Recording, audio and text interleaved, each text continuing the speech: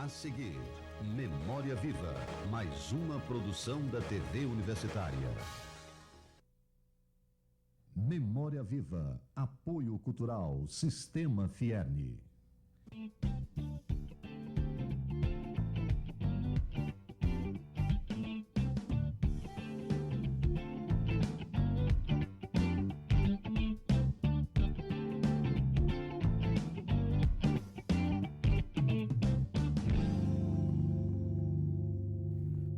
Olá, nós chegamos ao 80º programa dessa nova série de Memória Viva aqui pela nossa TV Universitária e parece a propósito que nós temos na noite de hoje uma entrevistada especial, muito especial.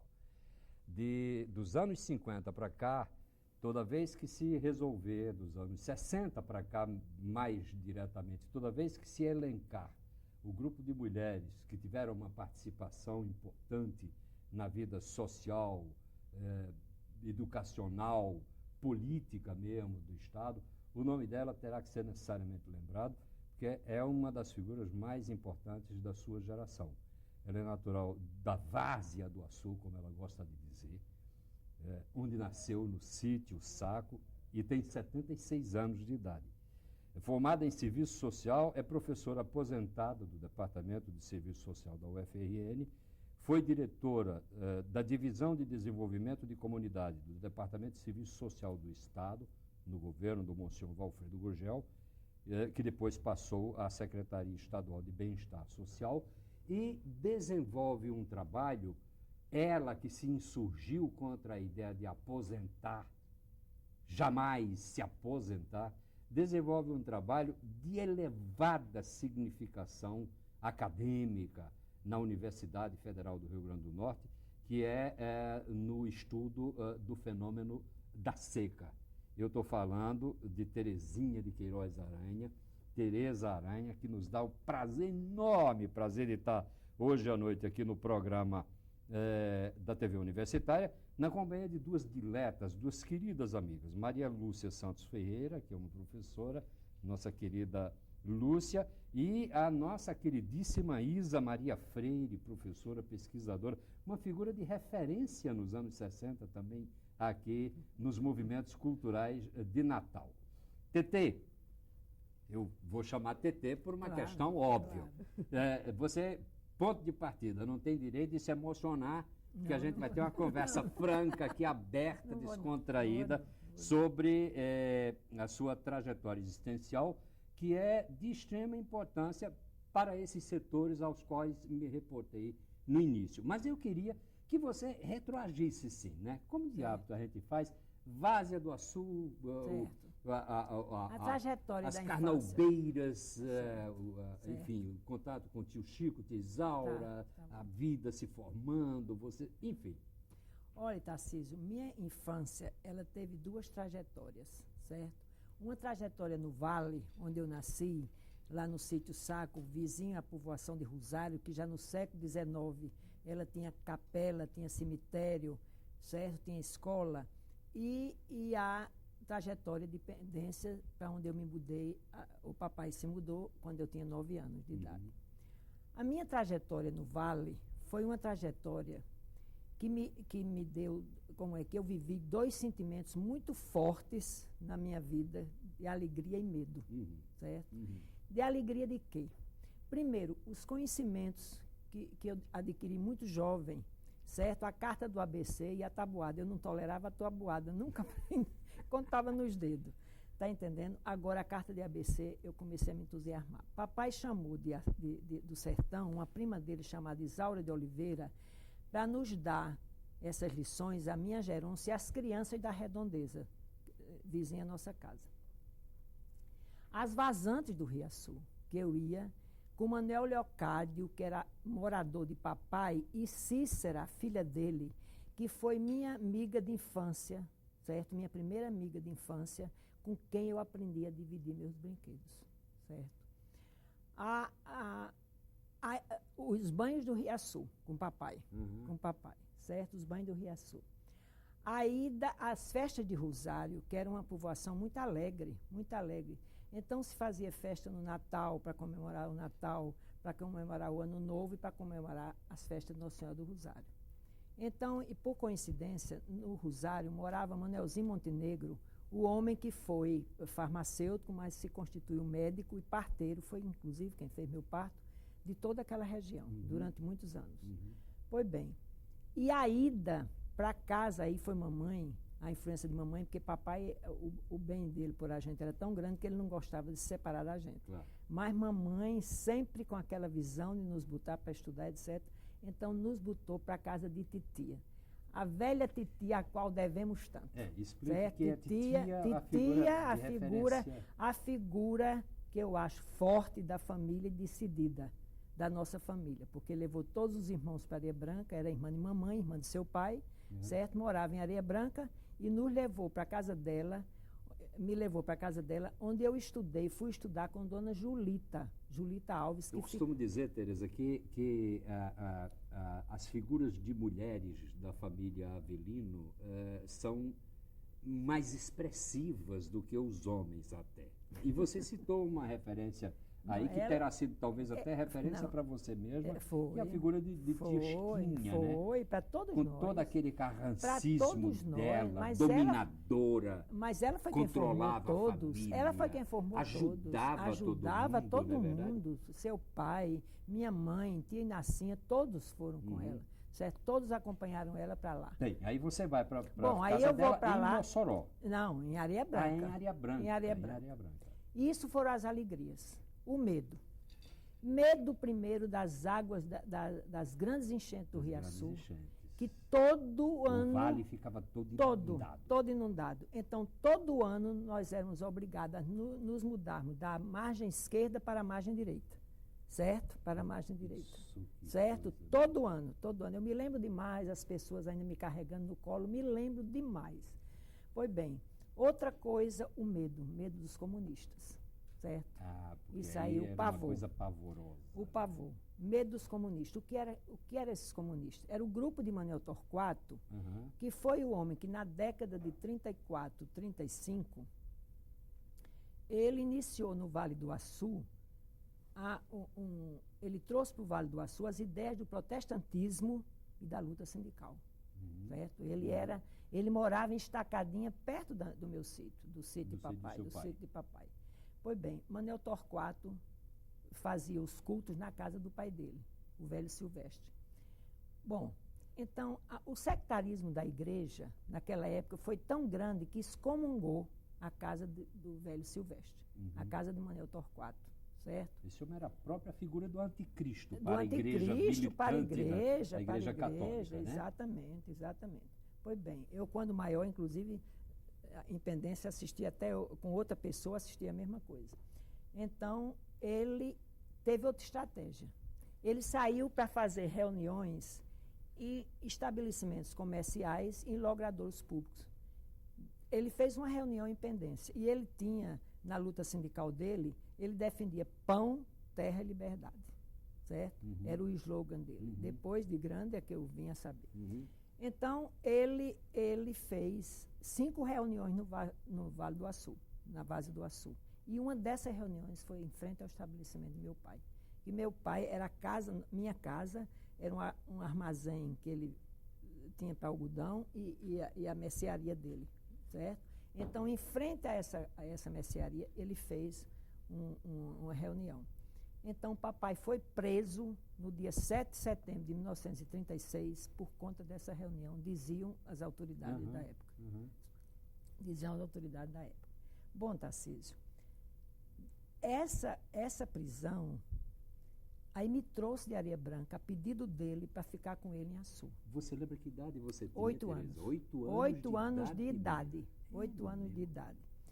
E aí eu me defrontei com 8 anos de idade com a injustiça, certo? Com injustiça, com a prepotência, com sectarismo, com tudo. E isso me formou, me deu a formação de minha vida. Eu sou hoje, o que veio de lá, certo? Foram esses sentimentos que realmente se forjaram nesse momento.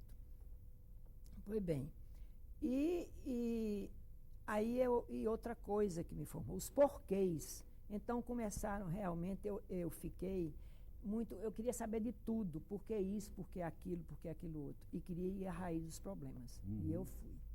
Nesse negócio, meu pai, quando eu cheguei em Natal, eu fui a doutor João Maria Furtado. Tereza, peraí, para a gente, que essa trajetória está maravilhosa, você está descrevendo tudo com muito detalhe, fica muito bonito.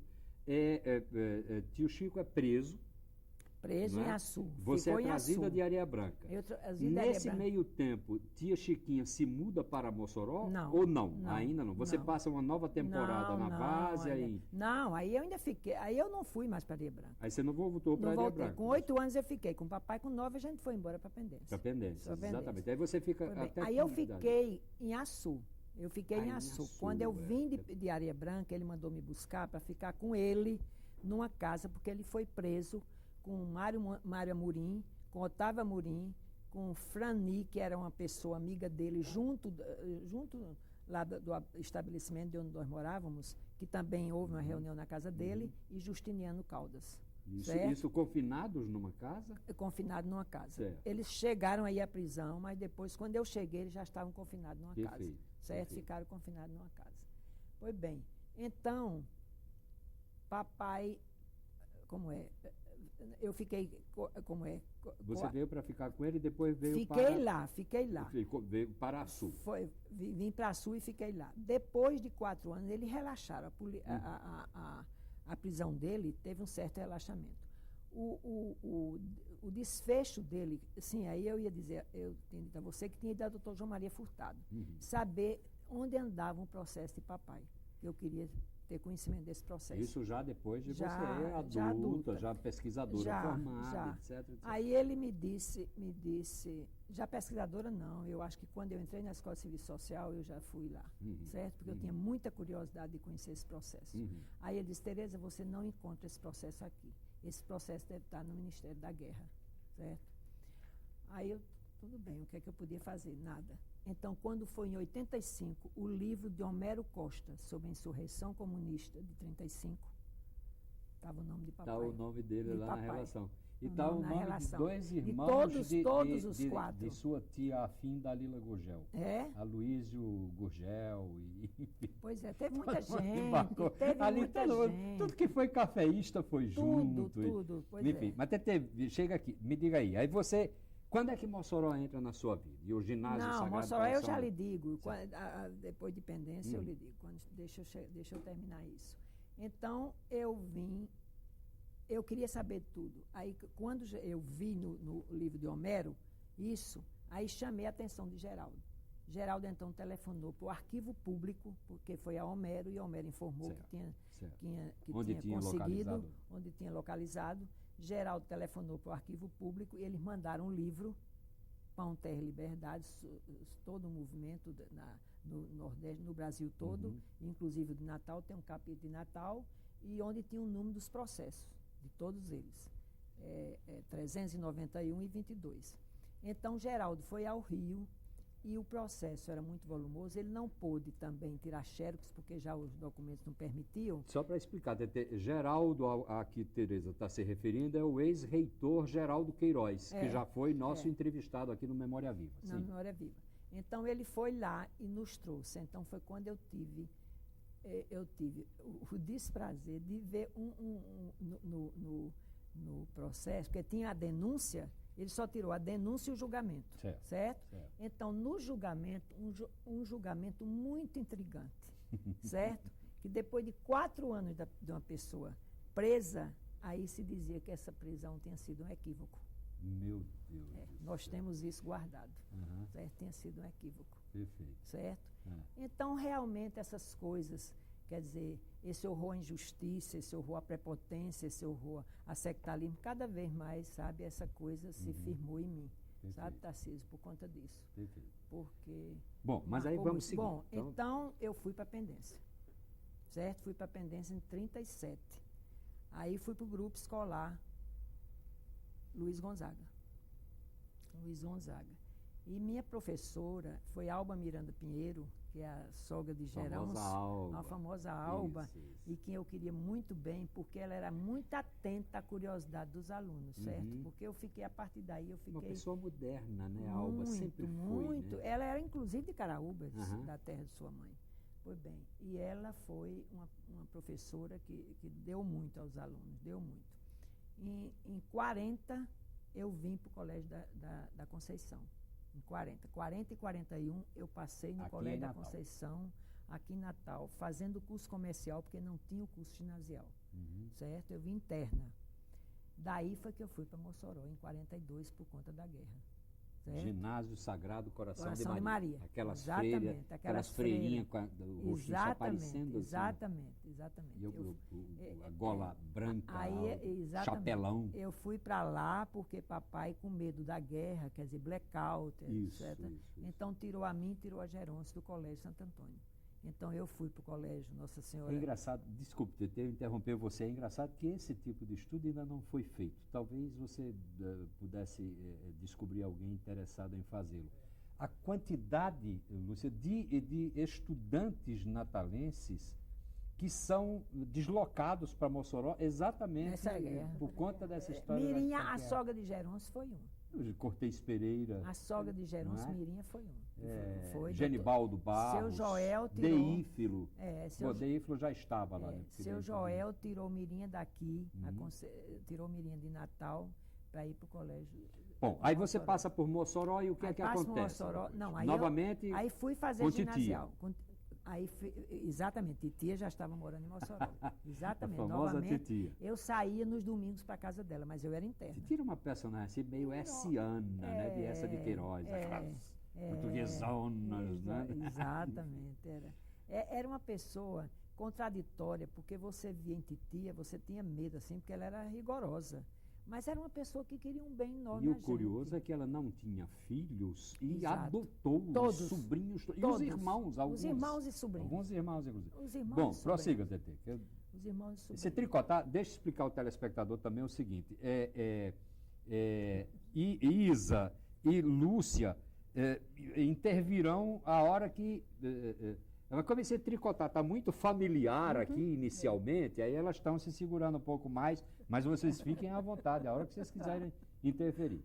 Sim. Pois bem, então eu voltei para cá, certo? Voltei para cá, para o Colégio das Neves, interno. Papai me tirou de Mossoró e me botou em Natal novamente com Gerôncio, a gente veio para cá, aí eu já fui para o Colégio das Neves para terminar o ginasial, certo? Terminado o ginasial, eu fui para a Escola de Serviço Social, certo?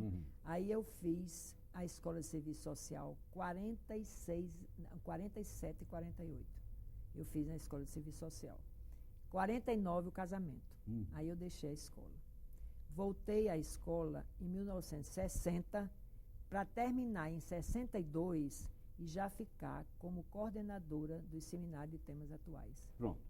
Tetê, aqui eu vou pedir a você para interrompê-la um pouco, porque a gente vai fazer o primeiro intervalo e, ao retornarmos, a gente vai acompanhar a trajetória extremamente fértil do ponto de vista de atividade acadêmica desta cidadã chamada Tereza Aranha, que tem muita história para contar. Daqui a pouco nós retornamos.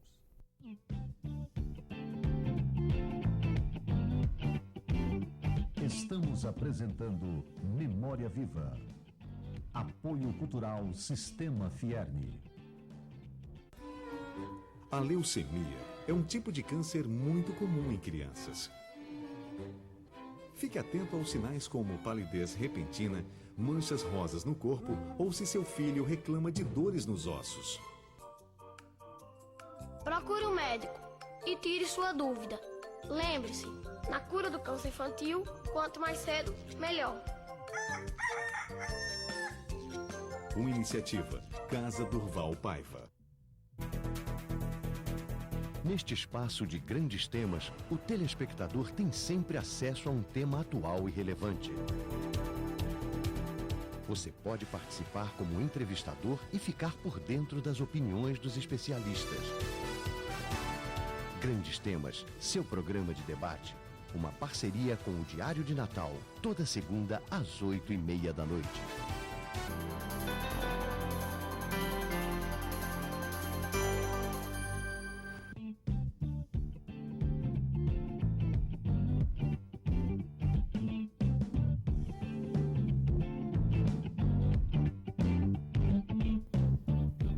Bem, nós retornamos com o programa Memória Viva, hoje entrevistando Tereza Aranha, Terezinha de Queiroz Aranha, e nós havíamos ficado, Tereza, exatamente naquele ponto em que você, concluído o curso de Serviço Social, já começa a atuar numa coordenação importantíssima desse mesmo curso. Fale sobre isso, por favor. Olha, Tarcísio, quando a Sudene veio aqui, que a Sudene foi instalada dentro da Escola de Serviço Social, então houve muitas repercussões desse episódio nas próprias disciplinas de serviço social. Uma das disciplinas foi essa, Seminário de Temas Atuais. Foi política social, Seminário de Temas Atuais, planejamento social, está entendendo? Tudo isso veio desenvolvimento de comunidade, tudo isso veio depois da Sudene, certo? Depois da Sudene. Porque antes a escola era mais, quer dizer, tinha um pouco mais de assistencialismo, está entendendo? A partir da Sudene a coisa foi se configurando de uma maneira que é mais desenvolvimentista, vamos dizer assim, mais desenvolvimentista, certo?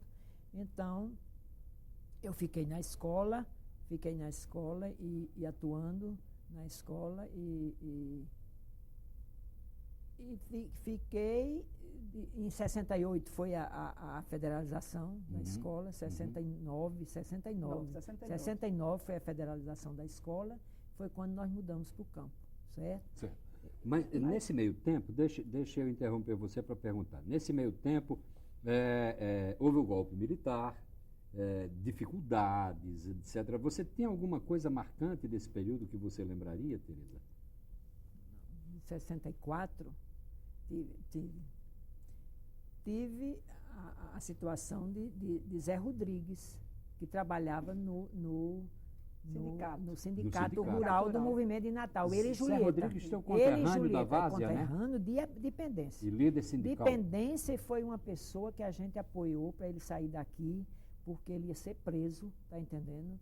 E a gente deu toda a cobertura, inclusive ajudando financeiramente para que ele se retirasse daqui, fosse embora, porque era uma pessoa que a gente queria bem, conhecia a família, tá entendendo? E Zé Rodrigues ficou 10 anos, a mãe dele morreu e ele não pôde voltar aqui nem para ver a mãe morta. Perfeito. Tá entendendo? Perfeito. Ele foi embora. Foi em 64, eu me lembro disso. Agora, me lembro, foi em 64 também o que aconteceu com Geraldo por conta de Djalma Marinho. É verdade. Isso ele narrou no Djalma Memória Viva Marinho, aqui, exatamente. Foi isso também. Teve que sair daqui. Teve que sair. Teve também um processo de Gerôncio na Assembleia que ele foi chamado, ele foi convocado pelos militares para que votasse favoravelmente um processo contra João Aureliano. É verdade. E que ele respondeu que não votaria, não votaria de jeito nenhum, certo? Que ele não iria não iria votar pela cassação do colega, porque ele não via razões, certo? E foi o voto dele que levou a Assembleia realmente a tomar uma posição contrária ao que queria o chefe militar. Perfeito. Mas a despeito dessas dificuldades todas decorrentes desse período, que foi um período de profunda opressão, de obscuridade, de obscurantismo, etc., o trabalho prosseguia na Escola de Serviço Social, que é uma referência no nascedouro da própria universidade. Não é? Porque é um primeiro momento em que chega, juntamente com o curso de odontologia. Foi a segunda escola. Pronto. Pois aí, fale da importância disso aí, Tetê, e desse movimento, das pessoas, da presença de Donivaldo, enfim. Não, Donivaldo foi fundamental na escola, Lúcia pode nos ajudar, foi fundamental na escola. A escola nasceu exatamente por conta da seca de 42, certo? Então, foi o motivo básico da criação da escola e da Legião Brasileira de Assistência. Que nasceu como Centro de Estudos Sociais, não foi? O Centro de Estudos Sociais era da Legião. LBA. Nasceram duas instituições, foram criadas duas instituições. A LBA, por Dona Daci Vargas, certo? E o CERAS, certo? Que Lourdinha Santos, irmã de Lúcia, trabalhou lá. Perfeito. E então, a Legião cuidava dos convocados da guerra. Certo? Natal viveu uma ebulição muito forte, né? Muito forte. E também a pobreza, a vinda de gente do interior, sabe? O problema dos menores abandonados, a seca de 42 foi muito forte. Então, desse centro de social, da Legião, criado por Aloísio, e doutor Otto teve parte nisso, e Donivaldo, foi que aí surgiu a Escola de Serviço Social. Ah, certo. Certo? Foi assim. que surgiu E os a Escola de primeiros momentos disso, as primeiras conquistas, como é que ocorreu?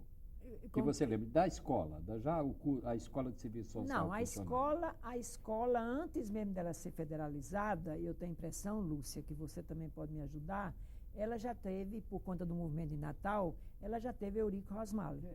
Já teve Eurico Rosmali dando curso de...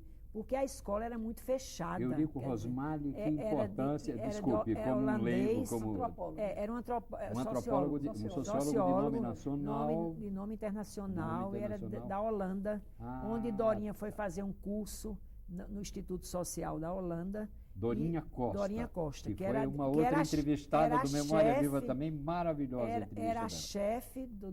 Era diretora da Escola de Serviço Social.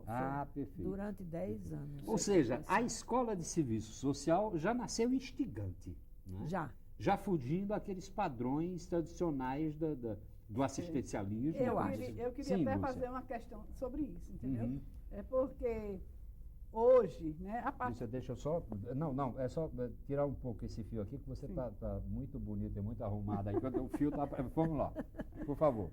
É o seguinte, é que hoje, após a aprovação da LDB, né? Certo. Que deu à universidade autonomia para que os cursos elaborassem os seus currículos, né? E que tivesse, assim, como princípios... Entre vários princípios, a flexibilidade e a contextualização, em serviço social, né? Tereza foi uma das pioneiras também desse movimento, que rompeu com aquela grade existente anteriormente de currículo pleno e currículo mínimo, em que apenas quando se mudava currículo, mudava disciplina, entendeu? Então, houve um encontro em Mossoró, as escolas da região Nordeste, que queriam mudar o currículo de serviço social só mudando disciplina, como se fazia anteriormente. Sei. Pois já no fim da década de 70, não foi, Tereza? Já no fim da década de 70, o curso de serviço social se antecipou à própria LDB, entendeu? E houve realmente uma reação muito grande. Tereza comandou o grupo de não aceitar realmente modificar um currículo mudando disciplina. Precisava realmente haver um estudo das relações sociais. Na prática também. Entre o curso, entre o perfil do profissional e a sociedade. Eu queria que você contasse um pouco, Tereza, sobre isso. Não, olhe, isso aí também, foi logo que eu iniciei a chefia de departamento, que eu fui chefe de departamento durante 2 períodos, e nós tínhamos vindo de uma convenção. Eu fui primeira secretária de ABER, da Associação Brasileira Nacional de Serviço Social, Dorinha presidente, eu fui secretária de 71 a 75. E nós tivemos um encontro no Maranhão, muito bom, mas eles falaram que deveria haver uma convenção no Maranhão, em Belo Horizonte, onde nós deveríamos ir com os currículos, certo? Com as proposições das regiões para lá. Nós não nos conformamos, o Nordeste não se conformou.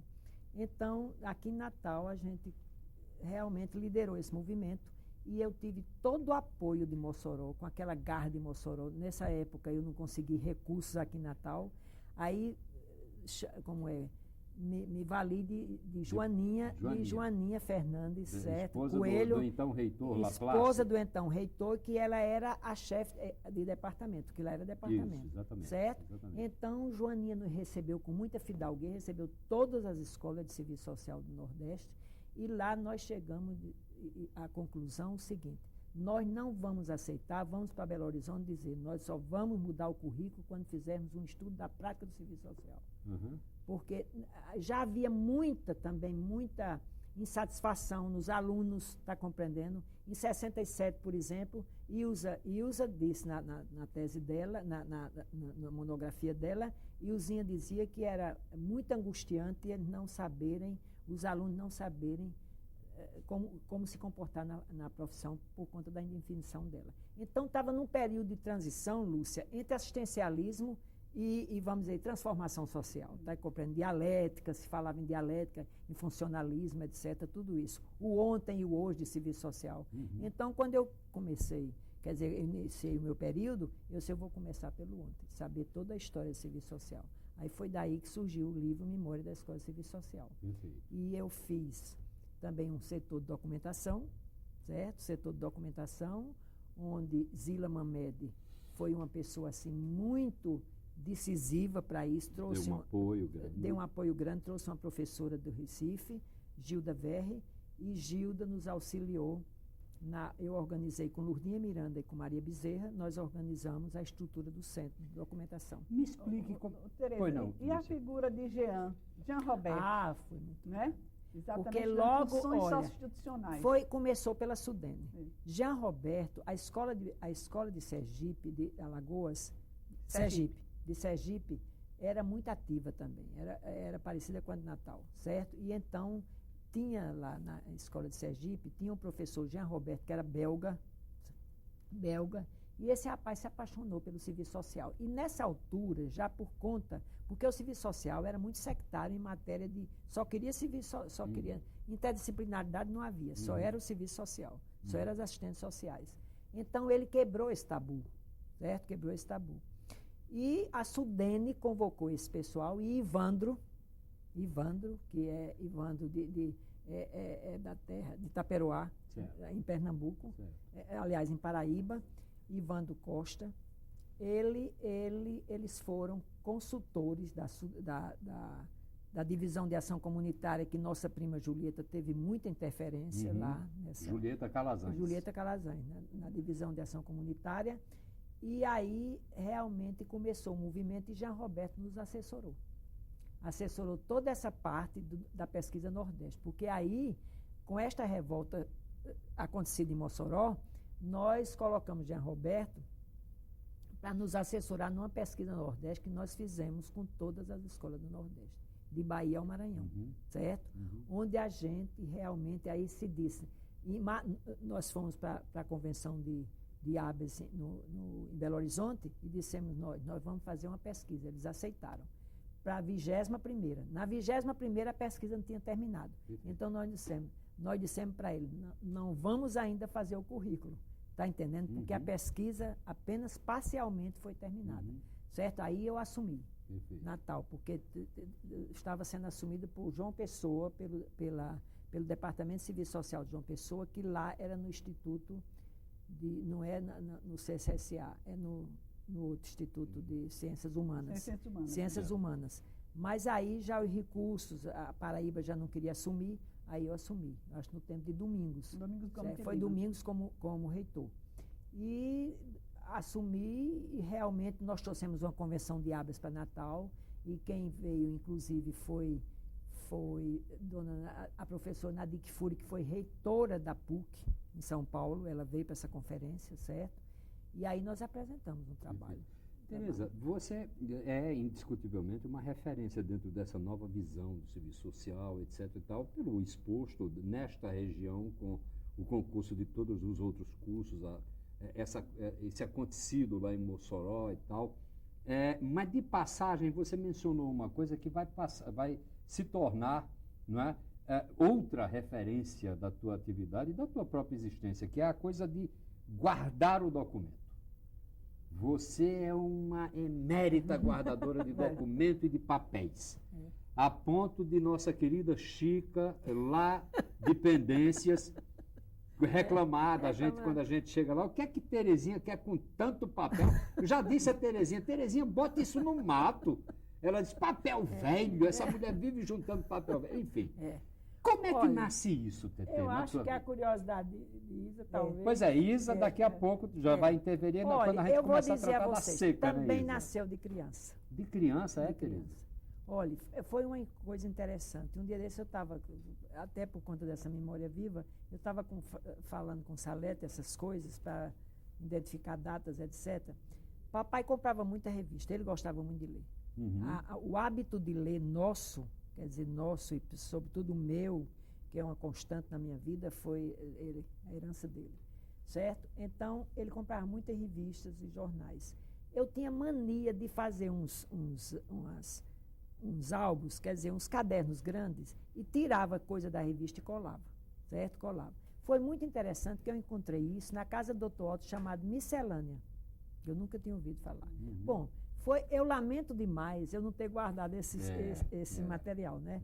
Mas aí eu continuei a fazer isso. E Manuel Rodrigues de Melo, que eu esqueci de dizer que foi outra coisa, outra referência de pendência. Exatamente, na região, né? Não, e outra referência para mim foi Manuel que me mostrou que o mundo existia além do Vale do Açu e além de Pendência. Ah, bonito, certo? Isso. Então, ele levou a Pendência no cinquentenário da Capelinha de Pendência, em 45, ele levou Cascudo e Nestor Lima. E ele já tinha publicado o livro Várzea do Açu. Isso. E eu já lia e conversava muito com o pessoal, porque para nós lá, Manuel era Badel, não era Manuel, isso. Era Badel. Carinhoso apelido de Badel. E muito amigo de papai, mamãe estava com a mãe dele, etc. Então, eu conversava muito com Dona Maria Melo, a irmã dele. Uhum. E eu sempre admirei em Badel uma coisa, ele nunca se esqueceu do Vale do Açu, da terra dele, era uma coisa incrível. Isso. Então, em todas as enchentes, porque continuaram, nós viemos morar em Pendência, mas papai se preocupava em toda enchente, em buscar o pessoal todo em da Várzea para Pendência, certo? Porque hoje a grande população de Pendência veio da Várzea do Açu, por conta dessas enchentes. Pois bem, aí Badel, com essa festa, ele fez uma polianteia, onde tinha todas as figuras de Pendência, tinha as situações de lá, tinha as instituições, etc. A partir daí, Tarcísio, eu guardei tudo de Manuel Rodrigues. Tudo que Manuel Rodrigues escrevia, eu guardava, certo? Porque eu notava uma coisa, ele conversava muito comigo, mas ele não me mostrava a biblioteca. Agora, muito cioso. Não, ele tinha como que um ciúme físico daquela biblioteca. E ele vendo o seu apetite por coisas... Agora ele me deu. Quando eu fui escrever, então, o primeiro livro dele, que por sinal, aquele livro está incompleto, porque depois que Lígia me deu a biblioteca do Manuel Rodrigues, eu verifiquei muita coisa de jornal que não estava no catálogo, certo? Então, nós fizemos um catálogo, Cláudio fez a biografia e eu fiz, e eu organizei a documentação, e de 60 e tantos anos, está compreendendo? Toda ela foi feita, eu guardando essa documentação desde criança. E eu tinha mania, esse recorte de jornal, o Salete me ajudava, até de candeeiro, gente. Não tinha luz elétrica em Pendência. Então, tinha uma lâmpada, mas não tinha lâmpada para todo canto. Então, eu de candeeiro ficava com o Salete recortando coisa em revista e colando em papel. Então, eu fazia, e o método que eu usei na seca de recorte de jornal foi o seguinte, Tarcísio, é que se o pequeno produtor é meu objeto de estudo, no jornal eu via que era um espaço onde eu podia religar a informação do pequeno produtor e do grande. Está entendendo? Está compreendendo? Então, eu fiz realmente a hemeroteca, que é a pioneira no Estado, certo? A pioneira no Estado, porque a primeira coleção sobre seca pioneira é a de Vantan Rosado, né? Perfeito. E essa de jornal é a nossa aqui. Pois é, mas eu quero fazer uma observação aqui, eu vou aproveitar o ensejo para fazer a seguinte observação. Tereza, que declarou essa admiração e esse preito de gratidão também que ela tem para com Manuel Rodrigues de Melo, concretizou esse reconhecimento numa homenagem com a criação de uma fundação, ela, Gerôncio Queiroz, irmão dela, com o apoio também de Geraldo e de Salete, os irmãos, numa casa de propriedade da família, exatamente uma fundação chamada Félix Rodrigues, que abriga um espaço cultural que tem o nome de Manuel Rodrigues de Melo. Isso é uma coisa muito bonita, exatamente para se perceber o quanto Tereza tem de consideração pela região e por aquele que é o principal intelectual da região. Tete, agora eu vou lhe fazer uma pergunta, a gente vai fazer um breve intervalo. Eu queria saber se eu podia colocar uma coisa aqui que eu tenho obrigação de colocar, que eu esqueci. Olha, Tarcísio, a última informação que eu tive sobre Manuel Torquato, e eu quero fazer aqui uma homenagem a ele, você conhece a pessoa, é Gilberto Freire, com o livro Manuel Torquato, pesquisador de Pendência. Vítima o herói da guerrilha. É verdade. Certo? É verdade. Então, nele, eu conheci toda a história de Manuel Torquato. Inclusive, tem uma carta dele, quer dizer, tem uma carta de seu Jorge Barreto, que foi preso nesse movimento, certo? Que é uma peça de muita importância, porque ele justifica, a conversa, seu Jorge conta a conversa que teve com ele, que ele prendeu o seu Jorge, e disse que seu Jorge não tinha nada com aquilo, mas é porque tinham feito um furto e tinham dito que era ele, que era o grupo dele. E ele, então, queria que a polícia viesse descobrir essa pessoa. E seu Jorge começou a conversar com ele, como é que ele fazia aquilo, como é que ele tinha tomado aquele caminho, tá entendendo? Ele justificou tudo à luz da Bíblia. É um negócio impressionante, eu achei. É o livro de um pesquisador que tem é homônimo. E que foi lançado no Espaço Cultural. Exatamente, e que é homônimo do grande antropólogo, sociólogo pernambucano Gilberto Freire, e que resgata a figura desse revolucionário do Vale do Açu. Nós vamos fazer agora um pequeno intervalo. E ao retornarmos, aí sim, conversaremos especificamente sobre o assunto que envolve toda a paixão de Tereza Aranha nessa sua extraordinária juventude, a questão da seca no Rio Grande do Norte e no Nordeste. Daqui a pouco nós retornamos.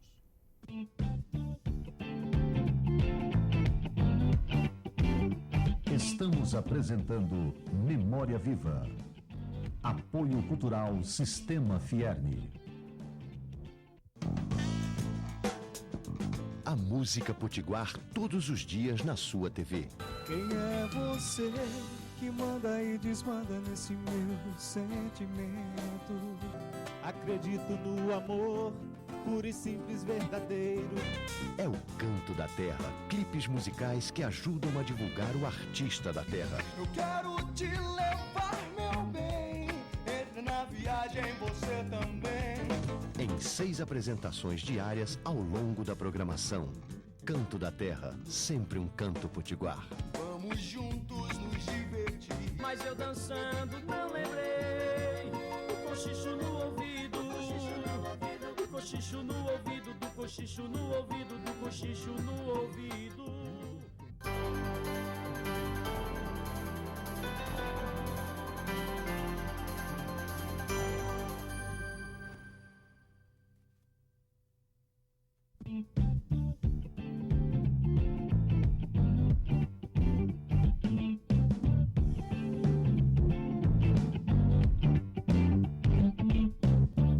Nós retornamos com o programa Memória Viva, hoje entrevistando essa extraordinária figura de Terezinha de Queiroz Aranha, Tereza Aranha, e eu vou passar a bola para quem teve agora tão caladinha esse tempo todo, sem falar, só ouvindo, porque é uma espécie de parceira de Tereza nessa luta sem quartel para entender e para abrir os olhos dos governantes e pesquisadores, etc., sobre a questão da seca na região aqui e particularmente no Rio Grande do Norte. Isa, você, por favor, converse com Tereza a respeito da seca, do projeto, de como é essa coisa. Tereza é uma experiência assim, incrível na minha vida, né? Porque através do trabalho com a seca, né, no projeto Rio Grande do Norte, eu cheguei à ciência da informação. Né? E eu tenho uma curiosidade enorme, eu disse a ela que eu ia perguntar sobre isso, em que momento dessa sua trajetória brilhante, vibrante, né, que culmina nesse núcleo temático da seca, em que momento você se descobriu, além de cientista do social, uma cientista da informação? Quando foi que você teve esse insight? As duas coisas, né? Não. É aquela coisa de guardar papel velho, né? Que ela vem há muito tempo também e tal. Eu realmente, Izinha, você tem me acompanhado durante... Isa é minha companheira desde o projeto Rio Grande do Norte, né? E ela nunca deixou de tomar conhecimento do andamento do núcleo da seca, certo? E por coincidência, quando nós começamos, agora no governo, na administração de Otto, o Williton veio a nós como pró-reitor de extensão para a gente revitalizar o núcleo, né? Revitalizar o núcleo, se a gente tinha condições, quer dizer, queria fazer um projeto. Então, Isa chega aqui em Natal, parece que foi mandada por Deus. Porque realmente o núcleo, a coisa que precisa agora é de digitalizar as informações. E isso está com a ciência da informação. Agora, eu não sei dizer a você, realmente eu não sou cientista da informação. Está entendendo? Eu gosto de documento, eu tenho paixão por documento. Certo? E isso aí realmente foi Zila que pelo menos me introduziu. Por exemplo, todo dia de manhã eu leio o que é a minha tarefa para o Núcleo da Seca. Todo o material de jornal foi dado por mim. Há 25 anos que eu dou jornal ao Núcleo da Seca. E todo dia de manhã, quando eu leio o jornal, inclusive Romeu me ajuda nessa tarefa de assuntos que me interessam, eu grifo. Gildete também, eu agradeço a ela. Ele me diz, você faça isso porque já fica. Então, quando vai para a seca, já vai marcado. Certo, já vão certo, marcados. certo. Certo? Então, agora, dizer que entre isso e ser cientista, realmente é difícil porque eu só tenho um curso de serviço social. E foi lá que eu descobri também, quer dizer, foi na infância que eu descobri essa minha paixão por guardar coisas, certo? Guardar assuntos, colar assuntos. É uma colagem, era uma colagem que eu fazia, né? E depois eu usei o método, por exemplo, o aluno que chega no Núcleo da Seca, ele começa recortando aqueles papéis sobre seca, ele tem um conhecimento A sobre a seca, mas ele, quando sair de lá, ele já tem um conhecimento Z. Está entendendo? E outra coisa que eu faço com o pesquisador aprendiz é que ele vá, naquelas estantes, ele vai descobrir material para a disciplina dele. Certo? Além da seca, ele vai descobrir material. Por exemplo, tem uma menina hoje estudante de química. Então, ela encontrou num artigo, meu Deus, como é o nome dele? É de Acari, de Jaime Santa Rosa, a seca, a seca e o semiárido, a química e a seca. A química e a seca, a importância da química para a seca. Então, aí o aluno, tanto ele avança, porque o nosso objetivo é que o aluno avance na compreensão da seca. Não seja só aquela concepção hidráulica, né? E você, quando é que começa quando é que você tem despertado o seu conhecimento A? Eu posso dizer assim? Quando é que dá um clique assim? Você olha, se deslumbrou na infância com o espetáculo das águas na várzea. É pelo contrário que você chega ao interesse por essas questões da seca, Tereza? Meu pai foi retirante de seca. Ele foi retirante. Papai veio do Seridó no ano de 1916 para a Pendência, foi para Porto Carão, depois foi para o posto de lavagem, que hoje é Carnaubais, Santa Luzia, Carnaubais, e aí foi quando ele se estabeleceu no Saco, certo? E mamãe dizia que na seca de 32 também foi uma seca braba, ele dizia muito, meu pai era muito emotivo. E eu era filha primeira dele, né? Quer dizer, então e ele me adorava, né? E ele dizia para mim, eu só não vou embora, só não dou tudo isso que eu tenho aqui para o pessoal e vou me embora por conta de Terezinha. Quer dizer, ele era muito, muito emotivo e muito solidário. Então, teve essa história. E teve outra história também, Tarcísio, de nosso avô. Papai Neco, quando eu fui informar a minha família... Papai Neco, o nosso avô, Manuel Avelino. Do Seridó, proprietário de terra, etc. Quando eu fui avisar a mamãe e aos meus irmãos, que eram deputados, tinha acho que Geronço, eu entrei nessa luta do Vale do Açu, em 1977 foi que houve, que eles vieram pela primeira... Que a primeira, em 65, a gente já discutia a Comissão de Desenvolvimento do Vale, tendo como o açude Oiticica em São Miguel de Jucurutu. Em Jucurutu. Quando eu fui falar para a mamãe e papai, aliás, para a mamãe, que eu ia entrar nesse negócio, não queria que meus irmãos ficassem na retaguarda, mas que eu ia enfrentar, e achava que era um problema muito sério, certo? Mamãe disse, seu avô, minha filha, papai, tinha uma coisa de um açude no Rio Piranhas, que ele telegrafou para Getúlio, e Getúlio proibiu esse açude porque ia alagar muita coisa. Aí eu fiquei curiosa, não tinha mais seu pai, não tinha mais ninguém para eu perguntar, está compreendendo? E deixa que Nosso Senhor me encaminhou para o Denox quando eu já era memória, né? Aí fui ao Denox atrás de alguns documentos e encontrei toda a correspondência telegráfica de Papai Neco e de Getúlio para o pessoal do Denox sobre Papai Neco. Eu tenho tudo isso. Tereza, é muito interessante que a gente possa explicar também para o telespectador. Agora, pois não. Não, eu queria dizer a Izinha que realmente ciência da informação, eu acho que é um negócio tão complexo, certo? E eu me vejo tão pequenininha, Isa, sabe? Não, mas deixa esse negócio que eu quero colocar uma outra coisa aqui, que é a seguinte. Pode até parecer um despropósito, né, para as pessoas de um modo geral, um programa de televisão como esse, que trata da memória, tratar de um assunto que diz respeito exatamente ao campo de interesse da entrevistada, que é a questão da seca no Estado, hoje caracterizado por um programa de adutoras, por uma grande barragem, como a Armando Ribeiro Gonçalves, alguns outros reservatórios de grande capacidade, etc., etc., como se o problema da seca tivesse sido definitivamente superado, coisa que obviamente não foi, porque o problema da seca não é o problema da estiagem em si, mas é uma série de desdobramentos que dela decorrem. É o problema até, Tereza, do esgotamento de mananciais. Eu lembro que há algum tempo atrás você estava fazendo uma observação que me deixou curiosíssimo. A de que nós agora estávamos exportando água para a Europa, é assim? Nos melões. Como explica essa história? Não, nos melões. A pessoa comum não percebe isso. Não, a água acumulada exatamente no cultivo dos melões, né? Que vem do subsolo, né? Através de um processo nos melões a gente de irrigação, que é consumida, né? Ela acaba sendo exportada para a Europa, né, Olha, Tereza? nós temos 2 produtos no Vale do Açu que um não exporta, porque na fruta, o melão exporta água.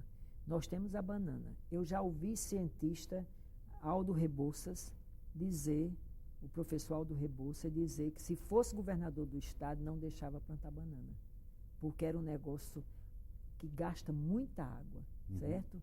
Então, o que a gente vê realmente hoje, inclusive até o próprio Ministério já está se rebelando contra aquela multinacional de Açu, certo? A Belmonte, porque você sabe que em Açu esse projeto trouxe degradações muito fortes, claro, né? Muito forte, em Carnaubais, etc. E agora está trazendo no Rio, está contaminando o Rio, né? Então, além das fazendas de camarão também. Exatamente, além das fazendas de camarão. É preciso dizer que são coisas importantes para a economia e são empreendimentos que dão empregos, etc, etc. Ninguém está desconhecendo isso, né, Tereza?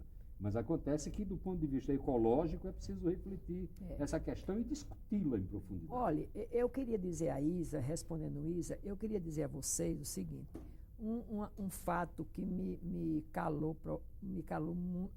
deixou muito gratificada. Eu fui procurada por uma professora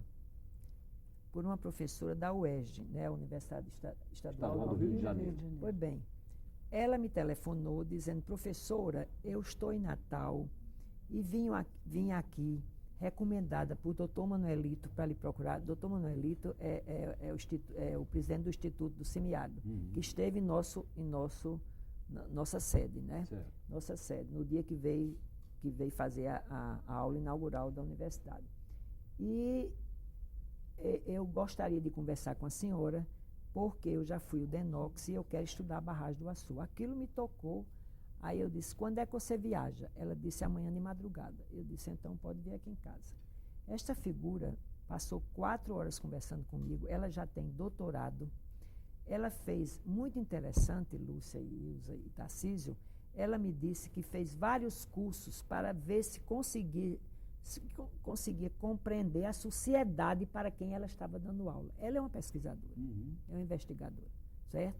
Então, ela me disse o seguinte: olhe, professora, eu fui à França fazer um curso, eu tive vontade de perguntar se tinha sido pós-doutorado, com Ramon, é o que eu falei a você. Espera aí, Heitor. Não. É sobre controvérsias. Controvérsias entre a técnica e a ciência. Controvérsias entre Bruno Latour. Eu fui fazer um curso com Bruno Latour e eu vi essa barragem que passou 40 anos, porque realmente se disse que estudava 40 anos para fazer a barragem, e eu sou muito apaixonada pelo Nordeste, e fui à casa do Dr. Manuelito, porque soube que ele tinha estado na Sudene, e ele me disse, olha, ninguém no Nordeste tem para lhe dar essas informações, a não ser Tereza, no núcleo da seca. Então, realmente, eu fiquei gratificada porque foi minha vida.